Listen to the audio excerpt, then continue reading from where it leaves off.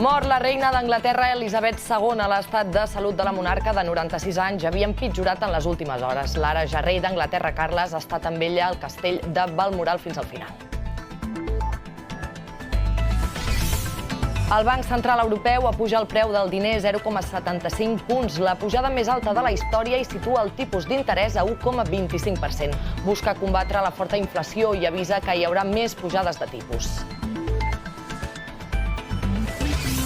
Els vocals conservadors del Consell General del Poder Judicial desafien el requeriment del govern espanyol i bloquegen el nomenament de les dues vacants al Tribunal Constitucional. La Moncloa avisa que s'ha de complir la llei. Arxivada la macrocausa pel tall del tsunami democràtic a l'autopista AP7 al Pertús l'any 2019. Unes 200 persones estaven investigades per desordres públics. Salut vacunarà de l'herpes zòster les persones de 65 i 80 anys per evitar el dolor que provoca aquesta malaltia. Per primera vegada també s'administrarà la vacuna del papil·loma humà als nens de 6è de primària. Les batudes de senglars podran començar durant els pròxims dies, després que Generalitat i caçadors han arribat a un acord per garantir-ne la seguretat. Hauran de comunicar les caceres en previsió. En esports, Carlos Alcaraz ja és a semifinals del US Open després de guanyar Jannik Sinner en un partit èpic que ha durat 5 hores i 15 minuts. I pel que fa al temps, tindrem una tarda de cel mig ennuvolat a molts indrets. També pot caure alguna gota local i la temperatura màxima serà entre 25 i 30 graus. Demà el dia serà una mica més insegur al litoral i també al prelitoral.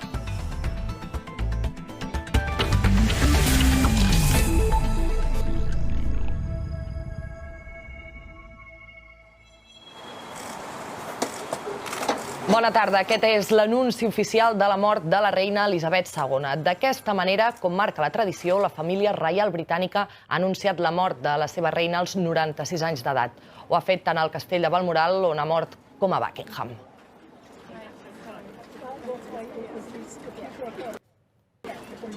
La salut de la reina Elisabet II havia empitjorat durant les últimes hores i finalment ha mort aquesta tarda al castell de Balmoral, on havia arribat l'ara ja rei Carles d'Anglaterra. Diversos familiars l'han pogut acompanyar en els últims moments. Una dona que regnava des de molt jove de forma accidental i que ha mantingut i ha sostingut la monarquia aquí al Regne Unit d'una forma brillant, tant pels seus detractors com per la gent que li és fidel.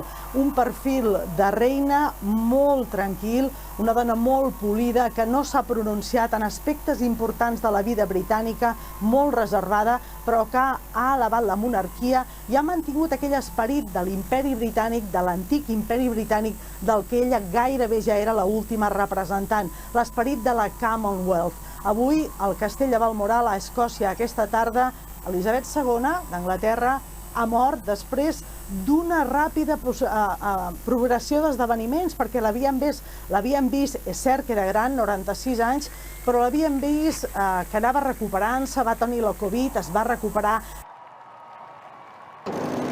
Era la degana de tots els monarques, 70 anys al tron. A principis de juny va celebrar el jubileu de platí. Només Lluís XIV de França va superar en 2 anys el rècord d'un regnat tan llarg. No va néixer per ser reina, però l'abdicació del seu oncle a favor del seu pare va canviar el curs de la seva vida. Eduard VIII ho va deixar tot per poder casar-se amb Wallis Simpson, divorciada, plebea i nord-americana. Tot un escàndol a l'època. Ella, amb només 25 anys, va haver d'assumir el pes de la corona amb un marit, el duc d'Edimburg, a qui el paper de consort li va caure a contracor, però que la va saber acompanyar fins a la seva mort a punt de fer els 100 anys pel Regne Unit i la Commonwealth, llavors de 32 països. Elisabet II sempre ha posat el deure al davant de tot, amb una rigidesa més pròpia d'una altra època, com quan no va assistir al casament civil del seu fill Carles amb Camilla Parker Bowles, perquè l'Església d'Anglaterra no veia de bon ull la unió de 2 divorciats, i ella n'era la màxima representant. Una plàcida existència fins a la dècada dels 90. Primer, el famós Annus Horribilis, al 92. Annus Horribilis.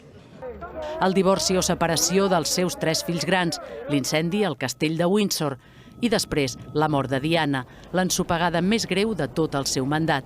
La reina no va saber estar a l'altura de les circumstàncies. Aïllada al castell de Balmoral, no va entendre la reacció del seu poble. Va necessitar els millors assessors d'imatge per adaptar-se als nous temps i acceptar petites modernitzacions dins dels seus esquemes victorians. Petites, però. Ella era feliç amb els seus gossos i els seus cavalls, però va ser entregada, rigorosa, discreta, respectada, tot i que freda i distant. Mai es va treure els guants per saludar els seus súbdits. L'última imatge d'ella és quan el 6 de setembre va encarregar a Liz Truss la formació de govern. Ha tingut 15 primers ministres, el primer Winston Churchill. La història de l'últim segle ha transcorregut davant els seus ulls. Molts pocs monarques han pogut celebrar el jubileu d'or, el de diamant i el de platí. Deixa una sòlida institució i una successió garantida. Sempre impecable i impertèrrita, fins i tot durant els pitjors escàndols de la seva família. Ella era el símbol de la reialesa. Cada any inaugurava majestuosa el curs parlamentari, amb el príncep Carles al costat, esperant el seu moment. Però a pesar de l'edat, Elisabet II mai va voler sentir parlar d'abdicació. Potser perquè sense ella no veia clar el futur d'aquesta monarquia mil·lenària.